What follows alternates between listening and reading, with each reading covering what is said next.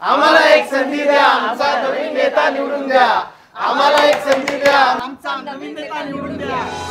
नमस्कार नमस्कार नमस्कार आजोबा, दादा नमस्कार नमस्कार, आई नमस्कार नमस्कार। एक मिनिट, या ठिकाणी नगरचं भवितव्य तुमच्या हातात आहे आजोबा, मलाच निवडून द्यायचं, लक्षात ठेवा। यंदा तुम्ही आम्हालाच निवडून द्या, नाहीतर तुम्हाला तर माहिती आहे नगरची अवस्था काय झाली। काय झाली नगरची अवस्था? म्हणजे नगर ते हे ना, मला भयमुक्त करायचंय, नगर भयमुक्त करायचंय। काय गंमत आहे रे, 5 वर्षांनी इलेक्शन आधी की तुमच्या तोंडून हे शब्द आमच्या कानावर पडतात। हे असं खोटं बोलून लोकांना भीती घालणं बंद करा।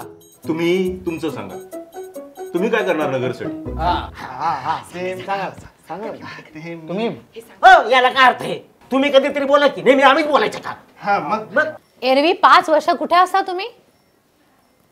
कोविडच्या काळात नगरवर केवढं मोठं संकट आलं होतं, माणसं आजारी होती, पण त्यावेळेला तुम्ही आला नव्हतात नगरकरांच्या मदतीला। कुठे होतात त्यावेळेला तुम्ही? मी गावी हा होतो। मला तो लई काम करायची इच्छा होती आजी, पण आमचे घरचे सोडत नव्हते राव, यांची शपथ।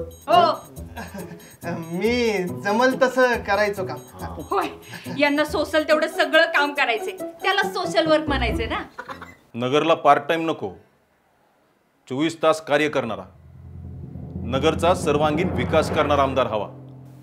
बरं एक सांगा, तुमच्यापैकी कोणत्या उमेदवाराला निवडून द्यायचं आम्ही?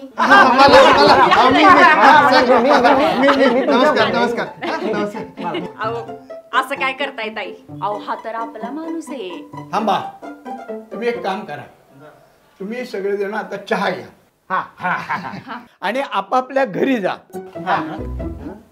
काय पुढचा उमेदवार कोण आहे हे ठरवण्यासाठी तुमच्याकडं पुढची 5 वर्ष आहेत। म्हणजे आमचं केव्हाच ठरलंय, आमचं मत नगरच्या विकासाला, म्हणजेच आमचं मत संग्राम भैयांना। आपलं मत नगरला, आपलं मत संग्राम भैयांना। विश्वास जुना, संग्राम भैया पुन्हा।